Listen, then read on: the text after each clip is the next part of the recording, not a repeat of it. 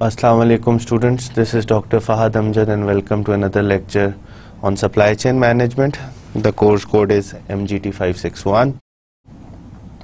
In the last lecture we were on chapter 7, which is demand forecasting in supply chain. This was the last slide which we ended our lecture on. इससे पहले मैंने आपको बताया कि किस तरीके से जिस तरह की डिमांड हो उसके हिसाब से आपके पास जो डेटा है, रॉ डेटा है डिमांड का, उसके हिसाब से उस पर डिफरेंट फोरकास्टिंग टेक्निक्स लगाई जा सकती हैं। फोरकास्टिंग टेक्निक्स के अंदर हमने बहुत सारे मॉडल्स पढ़े हैं। उसके अंदर हमने मूविंग एवरेजेस पढ़ा, एक्सपोनेंशियल स्मूथनिंग पढ़ा, हॉल्ट्स मॉडल पढ़ा और फिर विंटर मॉडल्स पढ़ा। मैंने आपको रिग्रेशन एनालिसिस भी करना सिखाया, किस तरीके से हम रिग्रेशन एनालिसिस कर सकते हैं। मैंने आपको ये भी बताया कि अगर डेटा के अंदर सीजनैलिटी आ रही है तो सीजनैलिटी को किस तरीके से हम फोरकास्ट कर सकते हैं, क्या तरीके हैं सारे के सारे। फिर उसके बाद जो चीज़ हमने डिस्कस की कि जी अब आपने डिफरेंट मॉडल्स तो पढ़ लिए फोरकास्टिंग करने के, फोरकास्ट किस तरह की जाती है। अब फोरकास्ट हो रही है तो देखना पड़ता है कि जी जो मैं टेक्निक यूज़ कर रहा हूँ उसके अंदर एरर कितना आ रहा है। अगर वो टेक्निक आपको एरर ज़्यादा दे रही है तो फिर हम उसको चेंज करते हैं, यानी कि फोरकास्टिंग का जो मेथड हम यूज़ कर रहे हैं उसकी अकाउंटेबिलिटी चेक करने या उसको देखने के लिए कि क्या ये सही तरीके से काम कर रहा है, उसके लिए फिर हम जो डिफरेंट एरर फोरकास्टिंग के अंदर जो एरर की मेजरमेंट टेक्निक्स हैं हम वो देखते हैं। उसके अंदर मैंने आपको बहुत सारे एरर मेजरिंग टेक्निक्स बताई हैं। आपको मैंने एब्सोल्यूट एरर का बता दिया कि जी एब्सोल्यूट एरर होता क्या है। एरर पहली बात होता क्या है कि जी error is the difference between your forecasted value and the actual demand that you encounter.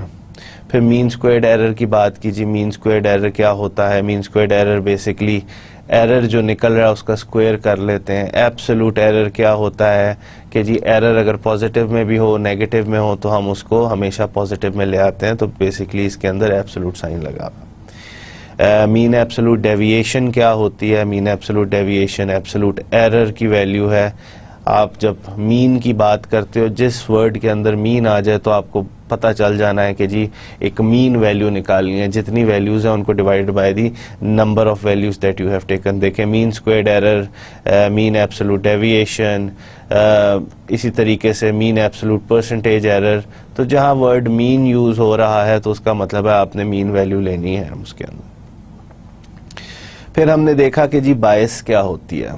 Bias basically आपको बता रही होती है कि जी एरर पॉजिटिव में आ रहा है, नेगेटिव में आ रहा है। अगर एक अच्छी फोरकास्टिंग टेक्निक आपने यूज़ की हुई है तो उसका बायस ज़ीरो के करीब करीब होना चाहिए। कभी वो पॉजिटिव में एरर देगी, कभी वो नेगेटिव में देगी, मगर जो एरर का सम अप होगा आखिर में उसकी जो बायस है it should be close to zero.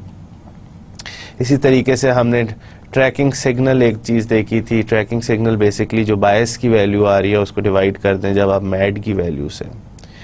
Her time period में जो बायस की वैल्यू आ रही है और हर टाइम पीरियड में जो मैड की वैल्यू आ रही है, मीन एब्सोल्यूट डेविएशन की, तो हमने ट्रैकिंग सिग्नल भी देख लिया। अब ये एक आखिरी चीज़ है डिक्लाइनिंग अल्फा। ये मैंने उस वक्त डिस्कस नहीं की थी पिछले लेक्चर के अंदर।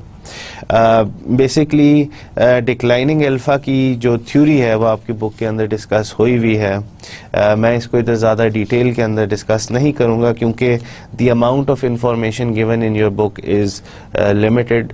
सो if you don't have that material, additional material, तो I will just discuss it here. मैं इसको ज़्यादा एक्सप्लेनेशन में नहीं जाऊँगा। बेसिकली डिक्लाइनिंग अल्फा का जो कॉन्सेप्ट है वो बेसिकली मैक्लेन ने दिया था 1981 के अंदर। उसने जो बात ये की थी कि जी अल्फ़ा जो है, अल्फ़ा की वैल्यू कांस्टेंट नहीं रखनी चाहिए किसी भी फोरकास्टिंग टेक्निक के अंदर, बल्कि उस वैल्यू को आहिस्ता आहिस्ता चेंज या डिक्लाइन करना चाहिए ताकि जो स्मूथनिंग है वो आहिस्ता आहिस्ता वेरी करें, जो कोफिशिएंट ऑफ स्मूथनिंग है उसको वेरी करें। बेसिकली अल्फ़ा क्या है? कोफिशिएंट ऑफ स्मूथनिंग है। तो मैक्लेन ने 1981 में एक सजेशन दी कि जी अल्फ़ा की वैल्यू हमें फोरकास्टिंग के अंदर एक कांस्टेंट नहीं रखनी चाहिए, बल्कि वी शुड वेरी इट। तो ये बेसिक आइडिया है। डिक्लाइनिंग अल्फ़ा का बुक के अंदर भी ज़्यादा एक्सप्लेनेशन नहीं दी, तो I will not explain it in the slides as well. So the basic points जो एरर मेजरमेंट के हैं वो हमारे पास इधर कवर हो जाते हैं, ठीक है। तो आपको इट्स इनफ कि आपको पता हो कि जी बायस क्या होती है, ट्रैकिंग सिग्नल क्या होता है, एब्सोल्यूट एरर क्या होता है, मीन एब्सोल्यूट परसेंटेज एरर क्या होता है, mean absolute error, mean squared error क्या होता है, और बेसिक एरर क्या होता है, ठीक है। अब हम आते हैं अपने इस चैप्टर के आखिरी टॉपिक पे, जिसको मैं शुरू से आपको बार बार बता रहा था कि जी हमने अभी तक अल्फ़ा की वैल्यू प्रॉब्लम, जितनी भी फोरकास्टिंग की टेक्निक्स यूज़ की हैं, जितनी भी एग्जांपल्स की हैं, उसके अंदर हमने अल्फ़ा, बीटा और गैमा की वैल्यूज़ अस्यूम कर ली या प्रॉब्लम के अंदर आपके पास दी हुई हैं। बेसिकली अल्फ़ा आपको लेवल के लिए स्मूथनिंग करने के लिए हम यूज़ करते हैं, बीटा जो है हम ट्रेंड को स्मूथ करने के लिए यूज़ करते हैं, और गैमा हम सीजनैलिटी को स्मूथ करने के लिए करते हैं। किसी भी डेटा के अंदर आपके पास ये तीन चीज़ें या इनमें से एक या दो या कम्बिनेशन ऑफ 1 और 2 ये आपको नज़र आएंगी। आपको रॉ डेटा के अंदर सीजनैलिटी भी नज़र आ सकती है, सीजनैलिटी नहीं तो ट्रेंड एंड लेवल नज़र आ सकता है। तो डिफरेंट टेक्निक्स के अंदर भी हमने देखा, हॉल्ट्स मॉडल के अंदर सिर्फ अल्फ़ा एंड बीटा हमने यूज़ किया, हमने गैमा यूज़ ही नहीं किया। विंटर्स के अंदर हमने जाके फिर गैमा भी यूज़ किया, क्योंकि विंटर्स का जो मॉडल है वो हमें सीजनैलिटी को काउंट करने की टूल्स देता है। तो अब मैं आपको बताता हूँ कि जी अल्फ़ा की वैल्यू किस तरीके से निकाली जा सकती है। अब the point to be noted here कि जी गैमा की वैल्यूज़ तो हमने सीजनैलिटी की कैलकुलेशन जो हमने की हुई है, हम उसी तरीके से अल्फ़ा बीटा गैमा की वैल्यू निकालने का तरीका एक ही है जो मैं आज आपको बताऊंगा। तो मैं सिर्फ आपको अल्फ़ा निकालने का बताऊंगा, बीटा और गैमा भी इसी प्रोसीजर से। Of course the data which we are using in finding out the value of alpha is not the same in beta and gamma, मगर जो प्रोसेस है वो यही है, ठीक है। तो अब हम देखते हैं कि जी क्या तरीका है, किस तरीके से हम अल्फ़ा की जो वैल्यू है, अभी तक तो हम अल्फ़ा की वैल्यू प्रॉब्लम के अंदर आपको गिवन होती थी, मगर जब आप रियल लाइफ में फोरकास्टिंग करोगे तो आपको तो अल्फ़ा की वैल्यू खुद निकालनी पड़ेगी। तो अब अल्फ़ा की वैल्यू किस तरह निकाली जाती है, अब मैं आपको वो बताता हूँ प्रोसीजर के जी अल्फ़ा किस तरीके से हम निकाल सकते हैं। अल्फ़ा की वैल्यू मैंने आपको पहले इसलिए नहीं बताई क्योंकि इसके अंदर इसको कैलकुलेट करने के लिए हमें एरर की ज़रूरत होती है। We have to understand the concept of error before calculating the value of alpha, ठीक है। हम वही अपनी एग्जांपल लेते हैं जो हम पीछे से लेते आ रहे हैं। आपके पास डिफरेंट टाइम पीरियड्स हैं, ठीक है, 0 1 2 3 4 5 6 7 8 9 10 टाइम पीरियड्स हैं। उनके अंदर जो डिमांड आपके पास आई है, ये वो डाटा है जो आपके पास मौजूद है। आपके पास हिस्टोरिकल डाटा है, हिस्टोरिकल डाटा से ही अब आपने फोरकास्ट करनी है ना। जब आप फोरकास्ट करोगे तो आपको पता होनी चाहिए अल्फ़ा की क्या वैल्यू है, तो हिस्टोरिकल डाटा से आप अल्फ़ा की वैल्यू निकालोगे और फिर आप फोरकास्ट करोगे फ्यूचर के अंदर। तो अब हम देखते हैं कि जी किस तरीके से हम निकाल सकते हैं अल्फ़ा की वैल्यू। तो अब आपके पास सबसे पहले हम देखते हैं कि हमारे पास रॉ डाटा, जो रॉ डिमांड वो ये हमारे पास आ रही है, ठीक है। फर्स्ट टाइम पीरियड के अंदर इतनी डिमांड आई, सेकंड टाइम पीरियड के अंदर इतनी डिमांड आई, थर्ड टाइम पीरियड के अंदर इतनी आई, फोर्थ के अंदर इतनी, फिफ्थ के अंदर, सिक्स्थ के अंदर, 7 8 9 10। ये आपके पास ओवरऑल डिमांड आ गई। अब ये लेवल क्या है, फोरकास्ट क्या है, ये हम देखते हैं। इनिशियली ये वाला जो वैल्यू है लेवल की, ये हम किस तरीके से निकाल सकते हैं। ये हम ऐसे भी निकाल सकते हैं जो हम पहले पढ़ चुके हैं कि जी L0 का जो वैल्यू है, जो 0 टाइम पीरियड में लेवल होगा, दैट कैन बी, आप कह सकते हो जितनी भी डिमांड आई है, जितने भी आपने स्मूथनिंग करनी है, 5 पॉइंट स्मूथनिंग करनी है, मूविंग एवरेज करनी है, 6 पॉइंट करनी है, 4 पॉइंट करनी है, moving averages, it's all up to you. तो n जो है आप i की value, let me correct this here, i from 1 to n time periods, जो डिमांड आई है उसको आप एडअप करोगे और उसको डिवाइडेड बाय n कर लोगे। तो लेट्स से कि जी मैं कहता हूँ कि मैंने अगले टाइम पीरियड की जो 3 पॉइंट मूविंग एवरेज लेनी है, तो मैं लेट्स से कि जी मैंने 3 पॉइंट्स की लेनी है, तो मैं i की पहले वैल्यू 1 करूँगा, फिर i की वैल्यू 2 करूँगा, फिर 3 करूँगा। इसके हिसाब से मैं demand at time period 1, demand at time period 2, demand at time period 3 और उसको डिवाइडेड बाय 3 कर दूँगा। तो L0 की वैल्यू हम इस तरीके से निकाल सकते हैं कि जी इनिशियलाइज जब हमने करनी है तो हमारे पास ये है। अब फोरकास्टिंग की जितनी भी हमने टेक्निक्स पढ़ी हैं हम कोई भी यूज़ कर सकते हैं इसके अंदर कि जी आपकी इनिशियल लेवल इतना था, अब फोरकास्ट कैसे करना है। डिमांड आपके पास है, आपके पास इनिशियल लेवल है, अगला लेवल आप निकाल सकते हो और फिर आप फोरकास्ट उसकी कर सकते हो। हम पूरी प्रॉब्लम्स, पिछली जो प्रॉब्लम्स करते आ रहे हैं वो इसी तरह करते आ रहे हैं कि जी पहले हम लेवल, इनिशियल लेवल निकालते हैं, इनिशियल लेवल से फिर हम डिमांड देखते हैं, डिमांड और फोरकास्ट निकालते हैं, डिमांड और फोरकास्ट के दरमियान में डिफरेंस जितना होगा वो हम एरर से रिप्रेजेंट कर देते हैं। उसी का स्क्वायर्ड एरर क्या है, एब्सोल्यूट एरर क्या है, परसेंटेज एरर, वो डिफरेंट फार्मूलाज के अंदर शो हुआ है। तो let me take you to the Excel file. जो ये स्लाइड है इसकी एक्सेल फाइल में मैं आपको लेके जाता हूँ और फिर हम देखते हैं कि जी किस तरीके से हम इसको कैलकुलेट कर सकते हैं। अब ये आपके पास ओरिजिनल आ गई डिमांड, ये डिमांड वही डाटा है आपके पास, demands, different demand time periods की। अब ये जो वैल्यू है हमने उस फॉर्मूला से निकाल लिया वेरी इजीली। इसी तरीके से जो डिफरेंट लेवल्स हैं उनको हम किस तरीके से निकाल सकते हैं वो भी मैंने आपको पिछली प्रॉब्लम्स के अंदर बता दिया है। ये आपके पास फोरकास्टेड वैल्यूज़ हैं। फोरकास्टेड वैल्यूज़ अगर आप देखें तो it is equal to the time period of last demand. इसी तरीके से ये देखें एक्सेल के अंदर जो ऊपर फार्मूला बाहर आ रही होती है उससे आपको पता चलता है। Let me do an exit. इधर आपको वैल्यू नज़र आ रही है और इधर आपको इस सेल के अंदर जो फार्मूला लगा हुआ है, फार्मूला कह रहा है कि जी जो अगले टाइम पीरियड की फोरकास्ट होगी वो पिछले टाइम पीरियड का लेवल होगा।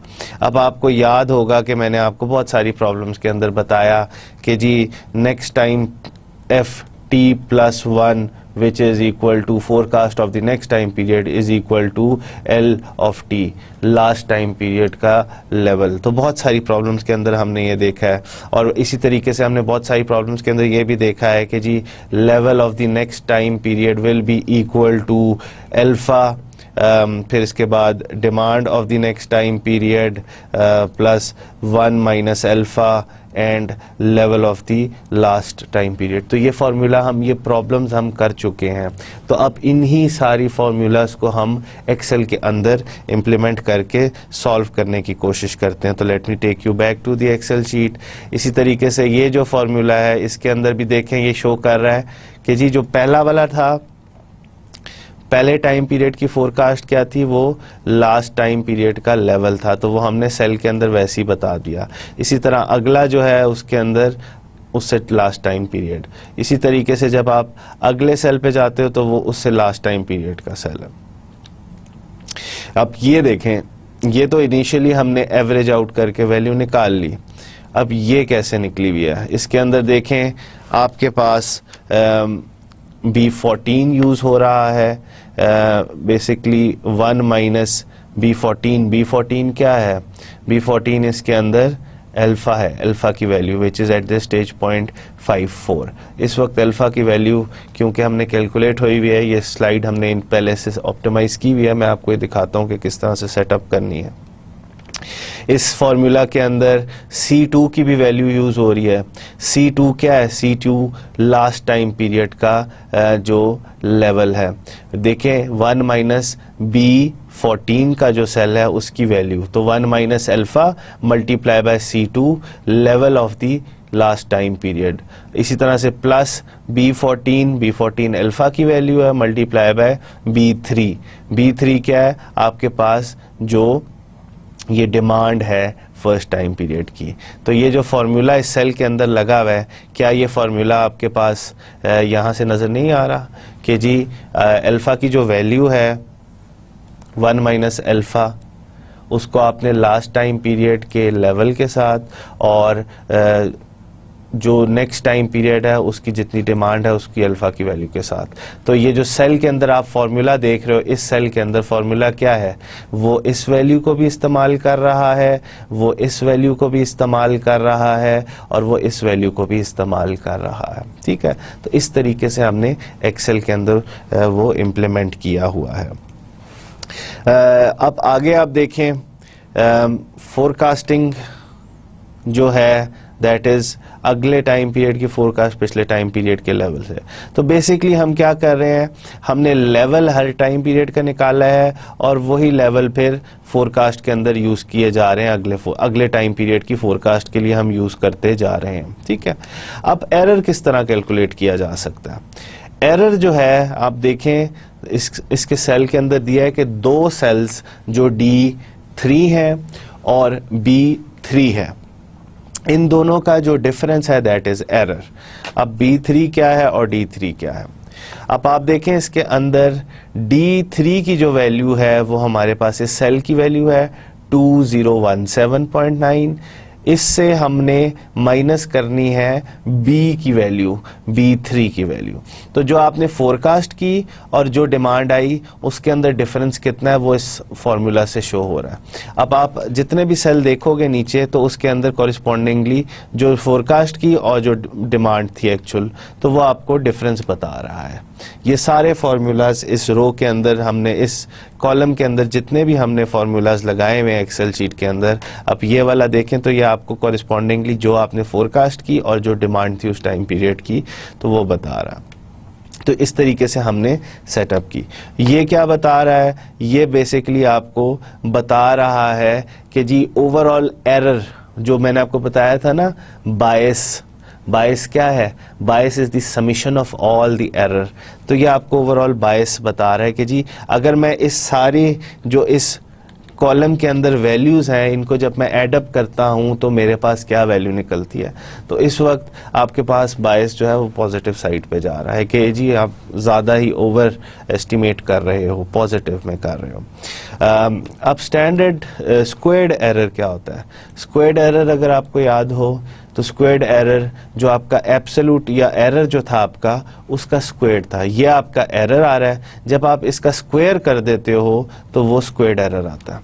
तो ये इस तरह से अगर आप ऊपर फॉर्मूला बार देख रहे हो एक्सेल की तो उसके अंदर कहता है कि जो वैल्यू E3 के अंदर यानी कि कॉलम जो है उसका E है और जो उसकी रो है थर्ड है, जो वैल्यू E कॉलम और थर्ड रो के अंदर है उसका स्क्वायर कर दो। तो ये जो कैप छोटी सी है ये शो करती है रेज टू पावर। तो एक्सेल के अंदर जब आपने रेज टू पावर करना होता है तो ये छोटी सी कैप लगा के आगे 2 लिख दें, 3 कर दें, 4 कर दें। अगर मैं कैप लगा के 4 लिख दूं तो रेज टू पावर 4 बन जाएगा वो। तो हमारा स्क्वायर्ड एरर भी बड़े इजीली निकल आया। अब जितने भी वैल्यूज हैं हमने स्क्वायर्ड एरर की वो इस तरीके से ही शो की हुई हैं। अब ये वाली देखें E7 यानी कि जो सेल जो कॉलम E में है और जो रो 7 में है उसकी जो भी वैल्यू है उसको तुम स्क्वायर कर दो। तो ये इस तरीके से फॉर्मूला लगाए हुए हैं। ये क्या शो कर रहा है कि ये आपको एवरेज स्क्वायर शो कर रहा है कि जी ओवरऑल कितना स्क्वायर्ड आ रहा है, उसकी एवरेज क्या वैल्यू है। एब्सोल्यूट एरर क्या था, एब्सोल्यूट एरर तो मैंने आपको बताया था कि जी जो एब्सोल्यूट एरर होता है उसके अंदर, अब ये आपके पास नॉर्मल एरर है, इसमें नेगेटिव वैल्यूज भी हैं, पॉजिटिव वैल्यूज भी हैं। ठीक है, एब्सोल्यूट एरर क्या करता है, एब्सोल्यूट सीधा नेगेटिव पॉजिटिव को ख़त्म करके सारी वैल्यूज़ को पॉजिटिव में ले आता है। तो अगर कोई नेगेटिव वैल्यू होगी तो वो भी पॉजिटिव में कन्वर्ट हो जाएगी। तो वो किस तरह से हम लगा सकते हैं, उसकी वैल्यू जो फॉर्मूला है एक्सेल के अंदर, हम सबसे पहले इक्वल का साइन कभी किसी भी फॉर्मूला को हमने लगाना हो ना तो हम सेल पे क्लिक करते हैं, जाके इक्वल लगाते हैं तो ऑटोमेटिकली उसमें फॉर्मूला, अब मैं ABS लिखूंगा तो ABS जो है इसका फंक्शन है जो एब्सोल्यूट फंक्शन है कि returns an absolute value of a number without its sign. ठीक है, तो मैं एब्सोल्यूट, अब मैंने यहाँ टैब दबाया तो ये ऑटोमेटिकली उसने सेलेक्ट कर लिया। अब मैं उसको कहूंगा कि तुम मुझे एब्सोल्यूट वैल्यू किसकी दो, तो मुझे एब्सोल्यूट वैल्यू इस वाली की दो, और मैं इधर ब्रैकेट बंद कर दूंगा। ठीक है, तो क्या होगा, ये मुझे एब्सोल्यूट वैल्यू देना शुरू कर देगा। इस तरीके से फॉर्मूलाज लगाए जाते हैं। अब ये जो स्क्वेयर्ड एरर है ये मैं कैसे लगा सकता हूँ, मैं इस सेल पे जाता हूँ, मैं इक्वल का साइन लगा देता हूँ और मैं कहता हूँ कि जी जो ये एरर है, ठीक है, इसकी तुम मुझे स्क्वेयर्ड वैल्यू दो। मैं ये वाली की दबा के, शिफ्ट दबा के 6 नंबर दबाऊंगा तो ये वाला छोटी सी कैप बन जाएगी, और स्क्वायर 2 दबाऊंगा तो ये स्क्वायर्ड एरर बन जाएगा। तो इस तरीके से आपके पास वो स्क्वायर्ड एरर। अब ये देखें, ओरिजिनली यहाँ जो था वो 37 था, इधर 37.20999 आ रहा है।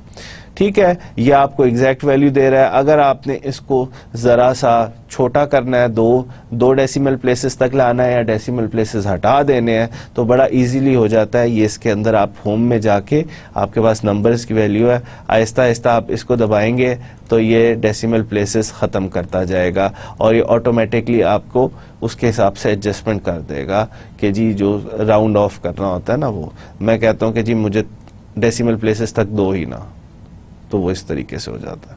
तो ये आप देखें, इस तरीके से हमने पूरी एक्सेल शीट को सेटअप किया हुआ है। अब ये क्या है, परसेंटेज एरर।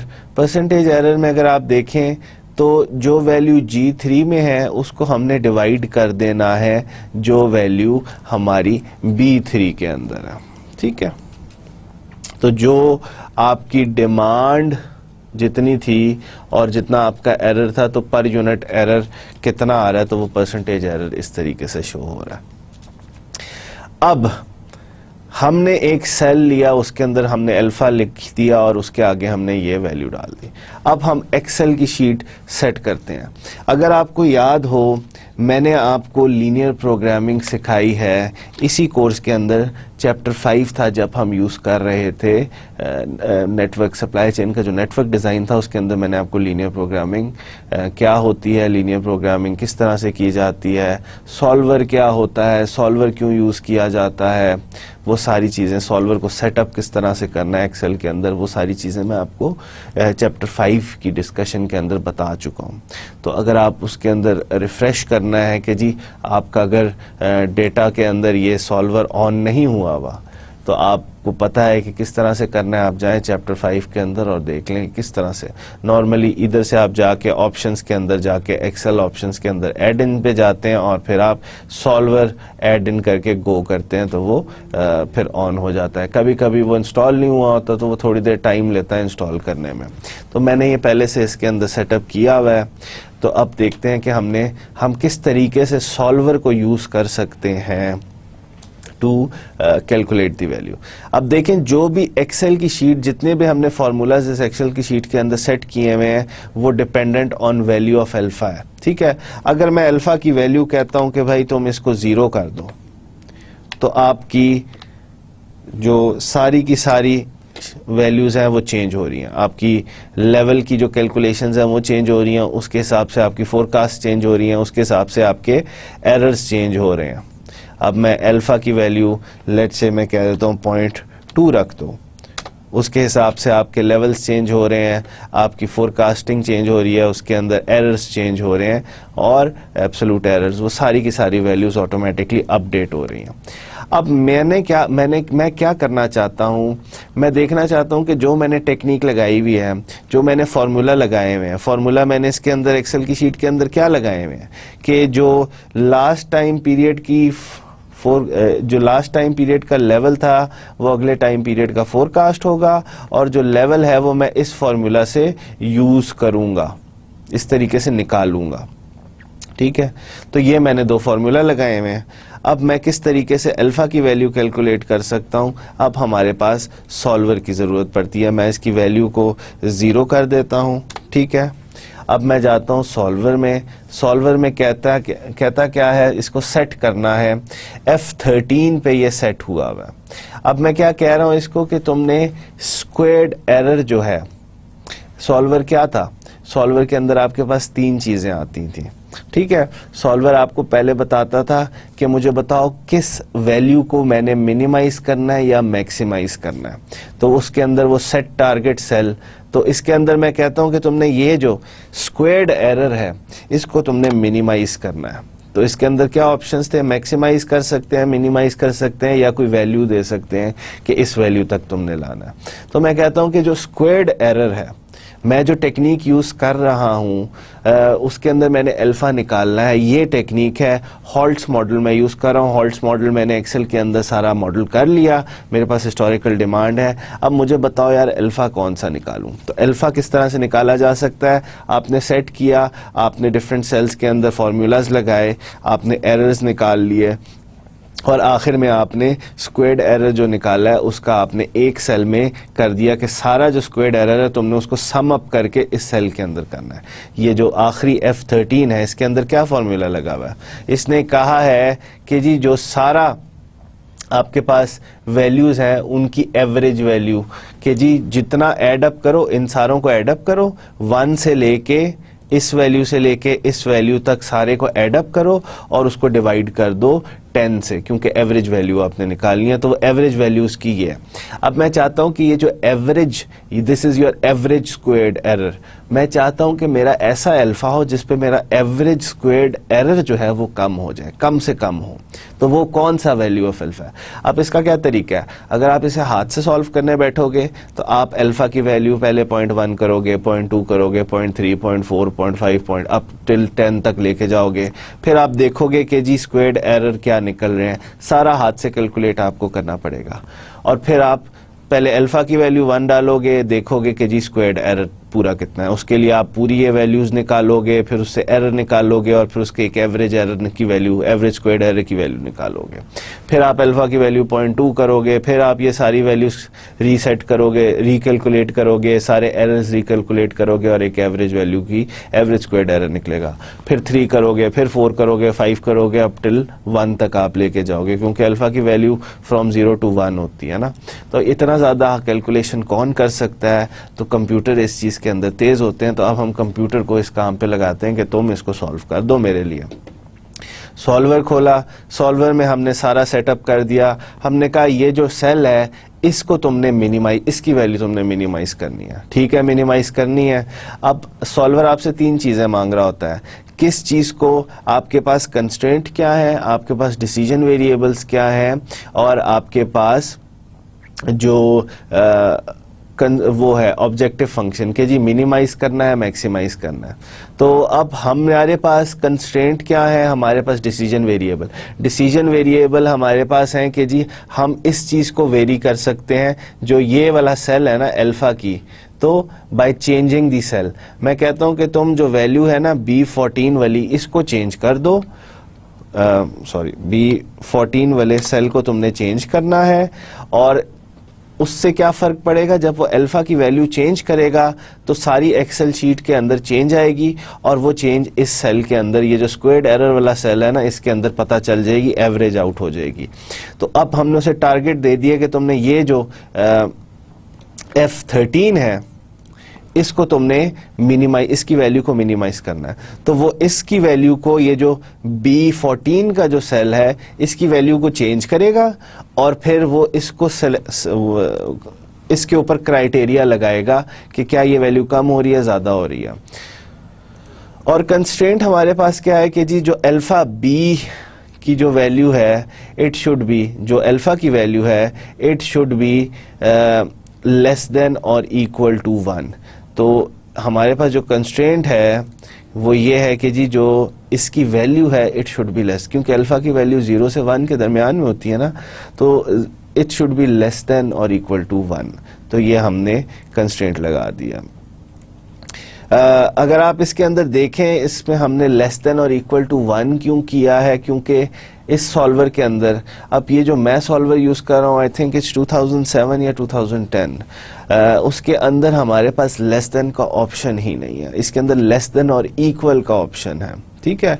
इसके अंदर देखें क्या क्या कंस्ट्रेंट्स के ऑप्शन है, लेस देन और इक्वल टू, ग्रेटर देन और इक्वल टू, इंटीजर या बाइनरी। तो हमारे पास इसके अंदर ज़्यादा ऑप्शंस ही नहीं है। जो नए सॉल्वर आया है 2014 का, उसके अंदर लेस देन का भी ऑप्शन है। तो हम इसके अंदर, क्योंकि हमारे पास यही कंस्ट्रेंट है लेस देन और इक्वल टू 1, तो हम इसी को यूज़ करते हैं, ठीक है। अब हमने क्या कर दिया, हमने जब सारा सॉल्वर को वैल्यूज दे देंगे कौन सी चीज़ें तुमने चेंज करनी है, कौन सी चीज़ को तुमने मॉनिटर करना है, क्या तुम्हारे पास कंस्ट्रेंट है, तो अब मैं उसको कहता हूं कि अब मुझे अल्फा की वैल्यू निकाल के दो कि जी उस पे जिस पे आपके पास जो स्क्वेयर्ड एरर है या एवरेज स्क्वेयर्ड एरर है वो कम से कम हो, ठीक है। तो मैं इसको सॉल्व करता हूं। तो सॉल्व इसने कुछ भी नहीं किया, ये जीरो पे ही खड़ा हुआ है। तो कभी कभी ये वही कंस्ट्रेंट है जो मैंने आपको बताई थी कि जी ये वही जो कंस्ट्रेंट है ये हमें ज़रा तंग करती है। तो let me give you let me change the value. अगर ये इस तरह से सॉल्व नहीं कर रहा तो मैं इसको ज़रा चेंज करता हूँ। मैं इसकी वैल्यू को कहता हूँ कि तुम 1 पे चले जाओ, ठीक है। तो मैं अल्फा की वैल्यू जब 1 कर दूंगा, फिर मैं सॉल्वर को कहता हूँ अब सॉल्व करो। अब इसने सॉल्व कर दिया। तो ये वाली बात मैं इसलिए आपको बता रहा था कि जी सॉल्वर जो पुराना वाला सॉल्वर है, it has to be tweaked a little bit. इसके अंदर ज़रा सी चेंज लानी पड़ती है, क्योंकि जब पहले से इनिशियल वैल्यू में उसको ज़ीरो कर देता हूँ ना, तो वो पहले से मिनिमाइज होकर आगे पीछे हिलता नहीं है। सॉल्वर को भी स्टार्ट होने के लिए सिग्नल चाहिए होता है ना, आगे की तरफ जाओ पीछे की तरफ जाओ। तो हमने मिनिमाइजेशन की हुई है और मिनिमाइजेशन पे हमने अल्फा की वैल्यू 0 रखी हुई है, तो वो पीछे की तरफ जाता है तो कोई फ़र्क नहीं पड़ता, क्योंकि हमने उसकी नेगेटिव में जाते हैं तो वो और वैल्यू बढ़ना शुरू हो जाती है एवरेज स्क्वायर्ड की, तो वो 0 पे ही खड़ा होता है, वो 1 की तरफ नहीं जाता। तो इसलिए मैंने इसकी जो वैल्यू है वो 1 पे की। तो जब मैं उसको 1 पे करूंगा तो वो मिनिमाइजेशन की तरफ पीछे की तरफ जाएगा, तो तब वो कैलकुलेट करना शुरू करेगा। इसलिए इस जो पुराना वाला सॉल्वर है उसको थोड़ा बहुत हिलाना पड़ता है हाथ से। तो मैंने इसके अंदर अल्फा की वैल्यू को 1 करके जब सॉल्व किया तो इसने मुझे वैल्यू दे दी 0.54। अब ये देखें, ये आपकी बुक के अंदर भी यही वैल्यू दी हुई है कि अगर मैं जो मीन स्क्वेयर्ड एरर है जब मैं उसको कंसिडर करता हूं, या मैं जो स्क्वेयर्ड एरर है उसको जब मैं कंसिडर करता हूं, तो उसके केस के अंदर हमारे पास अल्फा की वैल्यू 0.54 इम्पॉर्टेंट, 54 की वैल्यू इज़ दी ऑप्टिमम। कि जी अब आप अल्फा की वैल्यू 0.54 रखो अपनी फोरकास्टिंग के अंदर, तो आपके पास ऑप्टिमम स्मूथनिंग कांस्टेंट आ जाएगा। इसके अंदर मिनिमम एरर आ रहा है, बाकी सारी अल्फाज की वैल्यू के अंदर एरर ज़्यादा आ रहा है, मीन स्क्वेयर्ड एरर ज़्यादा आ रहा है, ठीक है। अब ज़रूरी नहीं है कि मैं मीन स्क्वेयर्ड एरर पे ही रखूं, मैं ये भी कह सकता हूं कि यार मैं एब्सोल्यूट एरर पे क्यों ना रखूं। मैं चाहता हूं कि जो मेरा ओवरऑल एब्सोल्यूट एरर है वो कम हो जाए। तो इट ऑल डिपेंड्स कि जी आप कौन सा रखते हो। इसकी अगर आप देखो कि बुक के अंदर इसके अंदर डिस्क्रिप्शन लिखी हुई है, it is the page 2113। The major difference between the two forecasting methods which I am telling you कि जी पहला मैंने स्क्वेयर्ड एरर को मिनिमाइज किया है। अब अगर मैं कहता हूं कि तुम अब जाओ जो आपका टारगेट सेल है दैट इज दिस वन, इसको तुम चेंज करके देखो, ठीक है। तो मैंने इसको एंटर कर दिया कि जो G13 है इसको अब तुमने कंसिडर करना है, तो उसको सॉल्व करके देखो। अब मैं पहले जब मैंने मीन स्क्वायर एरर को कंसिडर किया था तो उसने अल्फा की वैल्यू 0.54 दे दी थी, और अब मैं एब्सोल्यूट एरर को अगर कंसिडर कर रहा हूं तो वो मुझे अल्फा की वैल्यू 0.32 कह रहा है। तो डिफरेंट एरर मेजरमेंट गेजेस के हिसाब से आपको डिफरेंट एरर मिलते हैं। अब मैं स्क्वेयर्ड एरर का गेज यूज कर रहा हूं टू आइडेंटिफाई या to calculate the fitness of the forecasting techniques that I am using, तो उसके अंदर हमारे पास अल्फा की वैल्यू 0.54 जो है दैट इज आपको मिनिमम एरर दे रही है। अगर मैं एब्सोल्यूट एरर की कंसिडर करता हूं कि जी जो मैं टेक्निक यूज कर रहा हूं और मैं एवेल्युएट करता हूं उसको एब्सोल्यूट एरर से, तो उसमें अल्फा की वैल्यू 0.32 है। अब जरा आपकी बुक के अंदर बहुत इंपॉर्टेंट पॉइंट लिखा है, इस I am going to read that point here.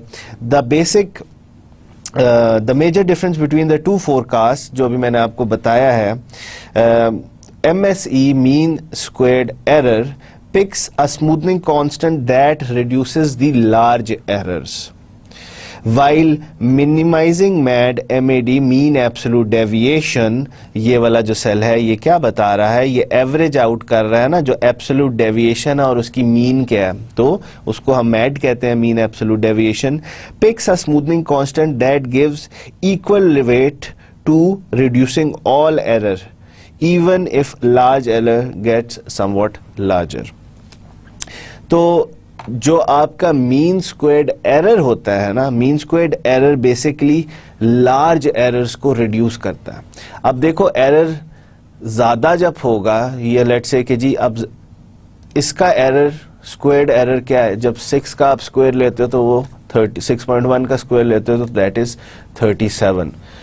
अब 56.2 का जब आप स्क्वायर लेते हो तो वो ज्यादा है, तो स्क्वायर वैल्यू क्या एक्सपोनेंशियली बढ़ती है, जितना बड़ा नंबर होगा उतनी एक्सपोनेंशियली बढ़ेगी। तो जो स्क्वायर्ड एरर की टेक्निक, अगर आप अल्फा इस्तेमाल करना चाहते हो बेस्ड ऑन स्क्वायर्ड एरर, तो उस अल्फा 0.54 आप अपना रखोगे तो ज्यादा नुकसान, आपको ज्यादा बड़े नुकसान नहीं होंगे, वो ज्यादा बड़े नुकसानों को कम करने की कोशिश करता है। ठीक है, मीन स्क्वायर्ड एरर, क्योंकि जितना बड़ा नुकसान होगा, जितना ज्यादा फोरकास्ट ज्यादा आएगी, उतनी ज्यादा चीजें बनेंगी, उतना ज्यादा आपका पैसा लगेगा, उतना ज्यादा अगर वो चीजें नहीं बिकी तो आपका नुकसान होगा। तो squared error, mean squared error आपके ज्यादा बड़े एरर्स को कंट्रोल करता है, where as MAD mean absolute deviation वो क्या करता है, वो सारे जो एरर्स हैं उनको इक्वल वेटेज दे रहा है। ठीक है, इसके अंदर देखें हमने कोई स्क्वायर वैल्यू नहीं ली हुई, हमने वही ओरिजिनल वैल्यू ली हुई है, तो ये सारे एरर्स को इक्वली कंसिडर करता है।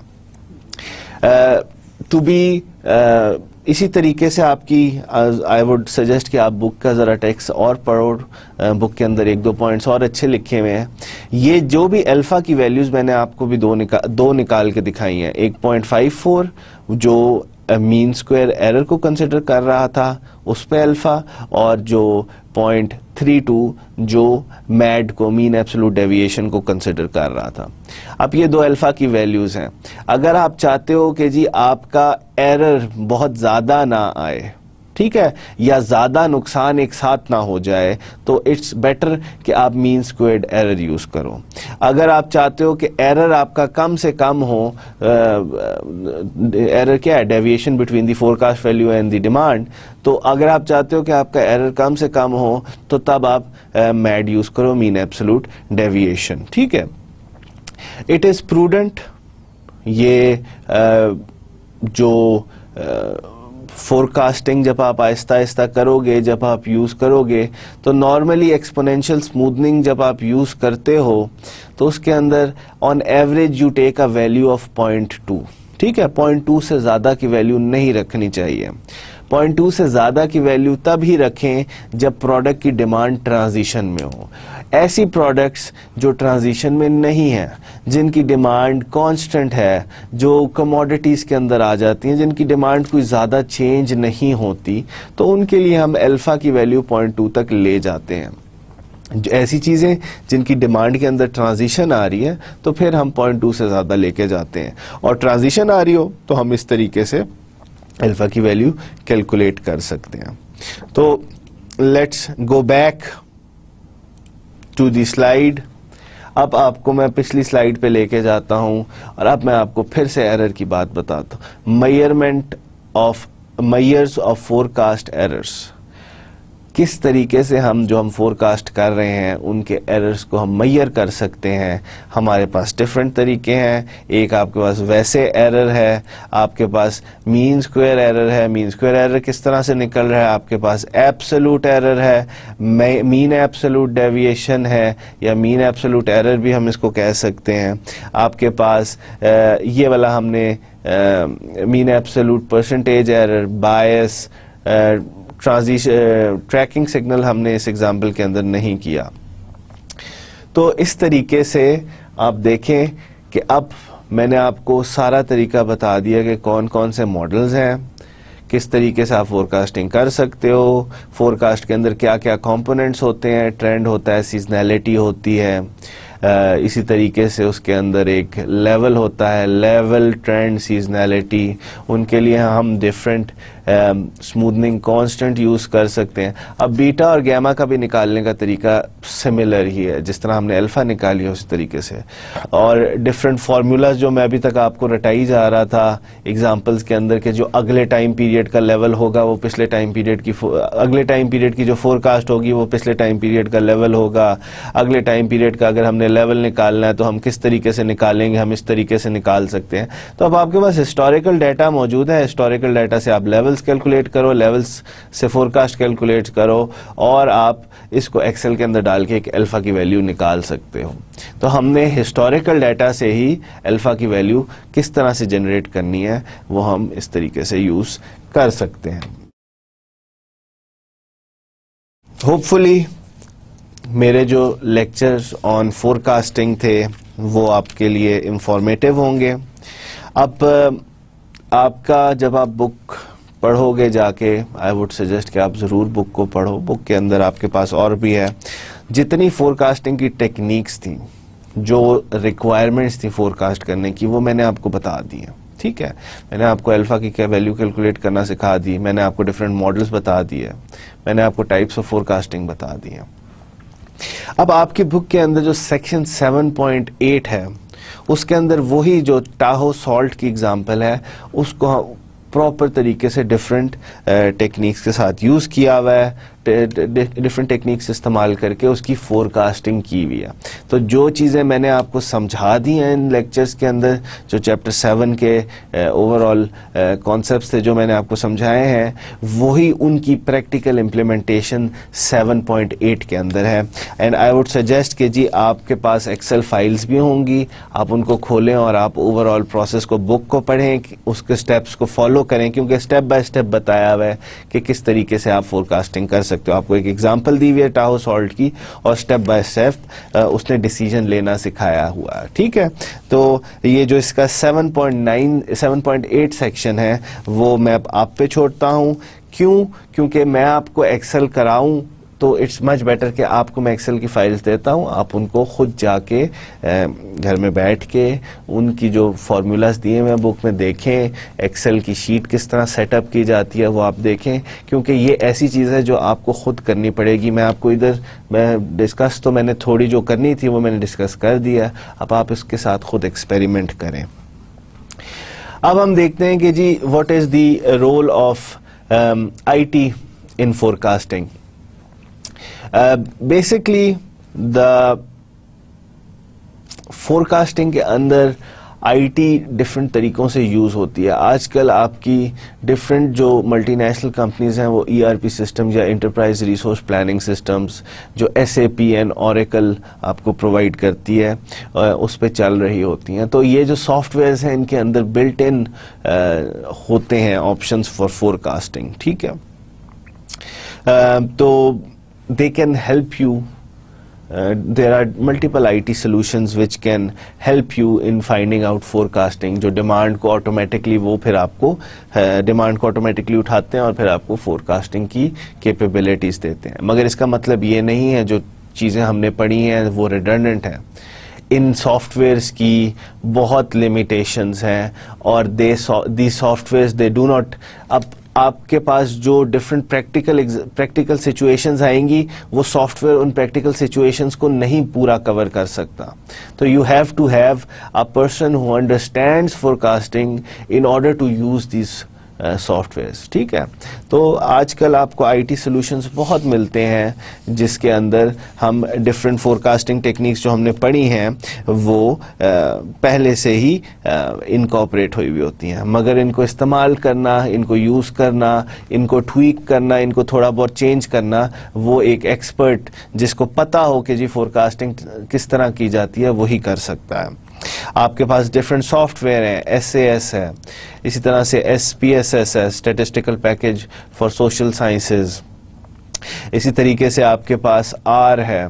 ये सारे के सारे सॉफ्टवेयर्स आपको फोरकास्टिंग की टेक्निक, फोरकास्टिंग के ऑप्शंस देते हैं। इन सॉफ्टवेयर्स के अंदर डिफरेंट टैब्स बने हुए हैं फोरकास्टिंग के, इसके अंदर आप रॉ डाटा डालें और फिर आप उसे कहें फोरकास्ट करके दो, तो वो डिफरेंट टेक्निक्स जो हमने पढ़ी हैं वो उस पर फोरकास्टिंग आपको इजीली करके दे देते हैं। जो इंटरप्राइज रिसोर्स प्लानिंग सिस्टम्स हैं, इंटरप्राइज रिसोर्स प्लानिंग सिस्टम जो नॉर्मली आपको SAP और Oracle प्रोवाइड करता है, Oracle, ये तो दोनों they are not open source, या ये जो सॉफ्टवेयर्स हैं दे आर प्रोप्राइटरी सॉफ्टवेयर। इसी तरह ERP सिस्टम्स के लिए एक और सॉफ्टवेयर है Odoo which is open source, it is free of cost, आप इजीली इसको इंटरनेट से डाउनलोड कर सकते हो। हाँ, जब आप इसको यूटिलाइज करोगे तो तभी आपसे पैसे मांगेगा, वो भी इसकी कुछ क्लाउड सर्विसेज हैं उस पर वो मांगता है, मगर आप इसको खुद एक छोटे बिजनेस पे अगर इम्प्लीमेंट करो तो यू हैव नो कॉस्ट, और ये वही सारी फंक्शनैलिटी देता है जो आपको ये बड़े बड़े सॉफ्टवेयर्स SAP एंड Oracles ये आपको प्रोवाइड करते हैं। अब हम देखते हैं कि जी रिस्क मैनेजमेंट क्या होता है सप्लाई फोरकास्टिंग के अंदर। बेसिकली जब आप फोरकास्ट कर रहे होते हो तो उसके अंदर बहुत सारे रिस्क इन्वॉल्व होते हैं। फोरकास्ट जो होती है, errors in forecasting can cause significant misallocation of resources in inventory, facility, transportation, sourcing, pricing। अब फोरकास्टिंग होती क्या है, फोरकास्टिंग करते हैं हम क्यों है? फोरकास्टिंग हम इसीलिए करते हैं कि we want to allocate resources। हमने हमारे पास जो रिसोर्सेज हैं उनको एलोकेट करना है। हमें तो नहीं पता ना फ्यूचर में क्या आने लगा है, इस महीने इतनी डिमांड थी, अगले महीने की डिमांड के लिए हम फोरकास्ट करते हैं। तो फोरकास्ट से हमें पता चलता है कि द पॉसिबल डिमांड इतनी आ सकती है। जब आपको पता चल जाए कि इतनी डिमांड ने आना, तभी आप ये सारे डिसीजन लोगे ना, रिसोर्स कितने एलोकेट करने हैं, इन्वेंट्री कितनी रखनी है, ट्रांसपोर्टेशन हमें कितनी चाहिए, किस किस सप्लायर से कितनी कितनी चीज़ें लेनी है, किस प्राइस में लेनी है, उनकी इंफॉर्मेशन किस तरह मैनेज करनी है। तो ये सारे के सारी चीजें फोरकास्टिंग से डिपेंडेंट होती हैं।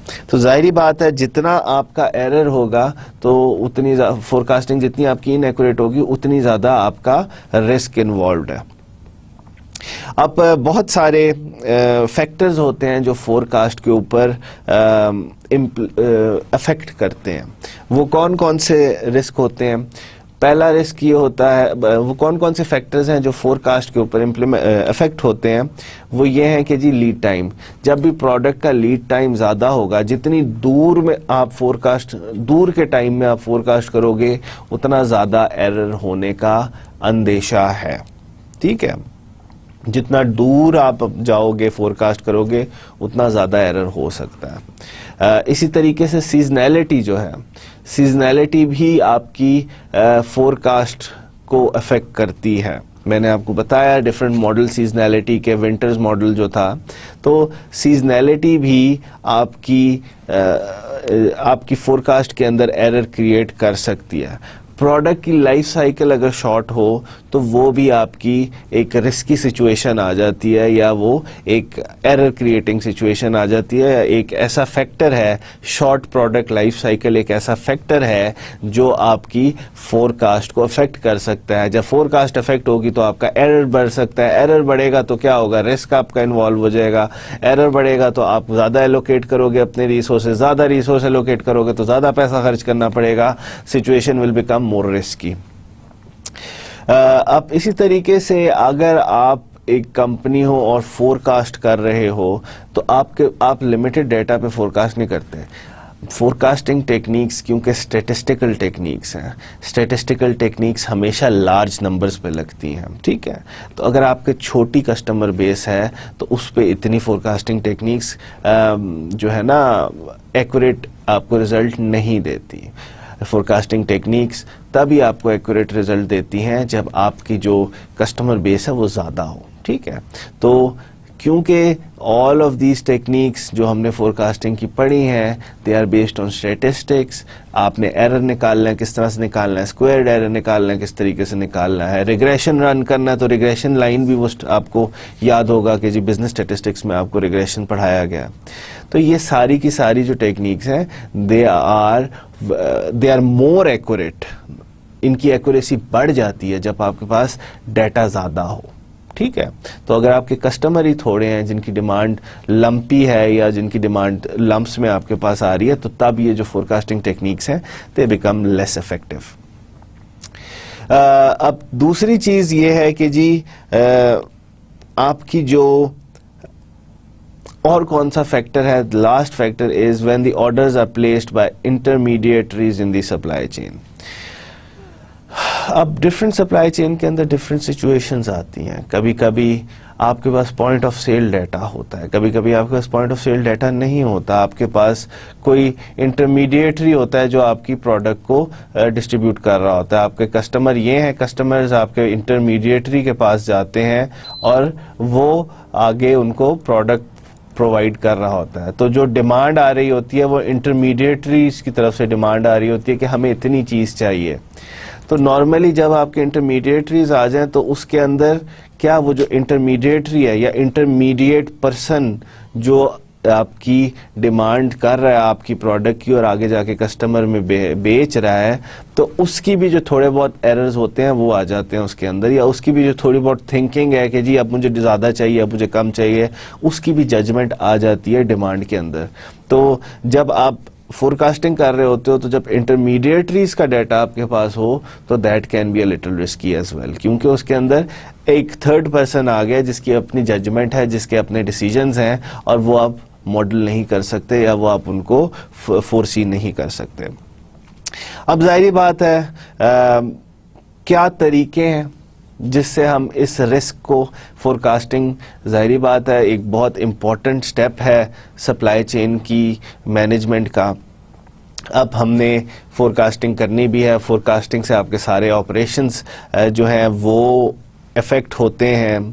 आपके पास बहुत सारे फैक्टर्स हैं जो फोरकास्ट की एक्यूरेसी को या फोरकास्ट की जो एफिकेसी है उसको अफेक्ट कर रहे हैं। तो अब क्या तरीके हैं, कोई मिटिगेशन स्ट्रेटजीज़ हैं जिससे हम अपना रिस्क कम कर सकें।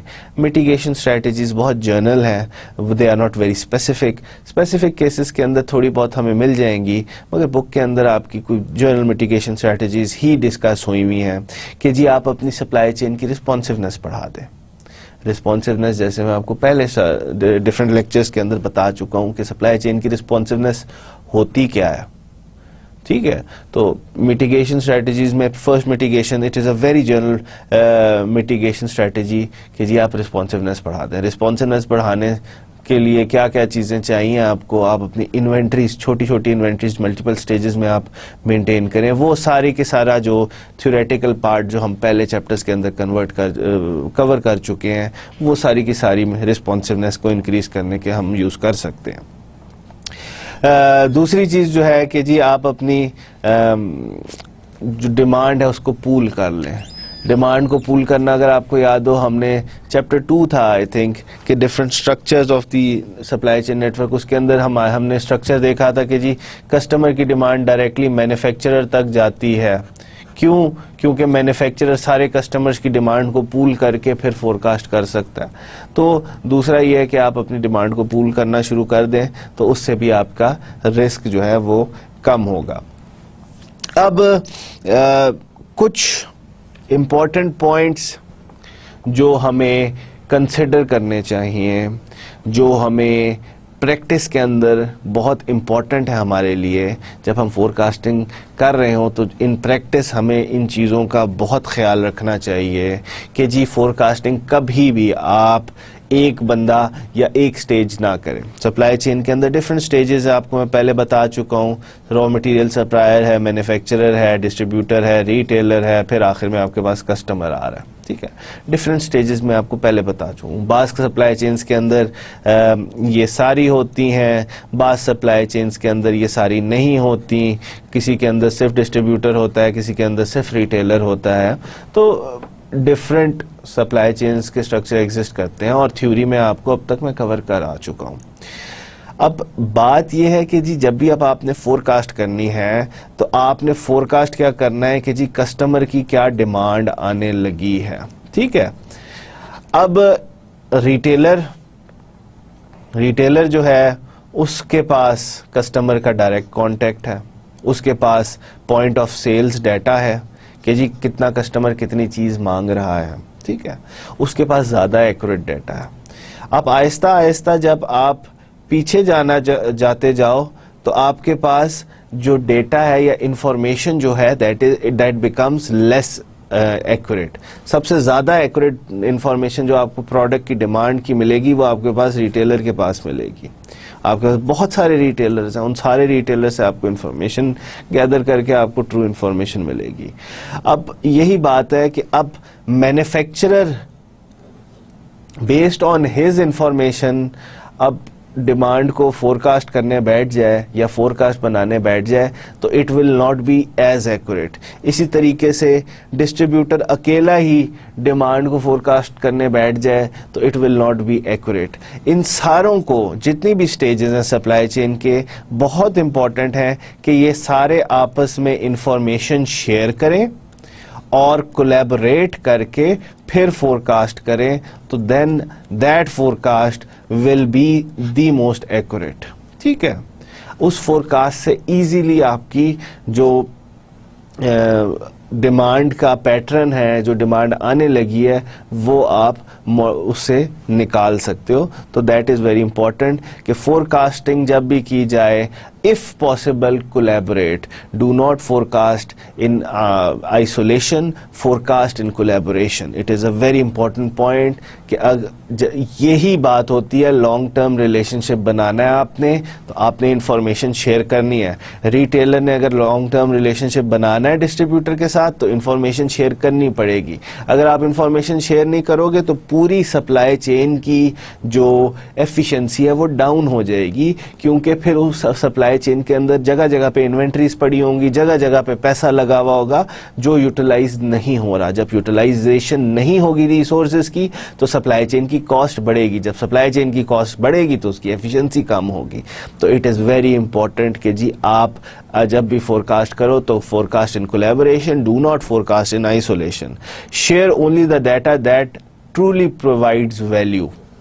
अब आपने डाटा वो शेयर करना है जो वैल्यू प्रोवाइड करे कि जी पॉइंट्स अगर आप देखना चाहते हो कस्टमर की क्या डिमांड आने लगी है, पॉइंट ऑफ सेल्स डाटा से करो। जो रिटेलर के पास है वो उसके पास इंफॉर्मेशन बड़ी इंपॉर्टेंट होगी। अब ये सारी की सारी डिफरेंट लोगों के पास डिफरेंट है। इसके पास पॉइंट ऑफ सेल्स डाटा है, डिस्ट्रीब्यूटर के पास रिटेलर्स का डाटा है कि तुम किस पैटर्न से चीज मंगवा रहे हो। मैन्युफैक्चरर के पास डिस्ट्रीब्यूटर के डाटा होते हैं कि जी कौन कौन सा डिस्ट्रीब्यूटर किस किस पैटर्न से और कितनी कितनी क्वांटिटी में मंगवा रहा है। इसी तरीके से जो रॉ मटेरियल सप्लायर होता है उसके पास मैन्युफैक्चरर का डाटा होता है कि यार ये मुझसे कितना रॉ मटेरियल ले रहा है, किस पैटर्न से ले रहा है। तो you have to provide data which you have to have data, you have to share the data and you have to provide data and share that data which provides the value, true value addition. आखिरी पॉइंट जो है वो बड़ा important है, you have to distinguish between demand and sales. ठीक है, अब सेल्स क्या होती हैं? सेल्स तो वो होती है ना जो कस्टमर आपसे चीज आके लेता है। अब कस्टमर को इंटाइस करने के मल्टीपल तरीके हैं। इंटाइस करने का क्या मतलब होता है? कस्टमर को अट्रैक्ट करने के मल्टीपल तरीके हैं। ठीक है, अब मैं कह दूं कि जी जो कस्टमर ने मुझसे चीजें आके ली वही उस प्रोडक्ट की ट्रू डिमांड थी, ये बात सच नहीं है।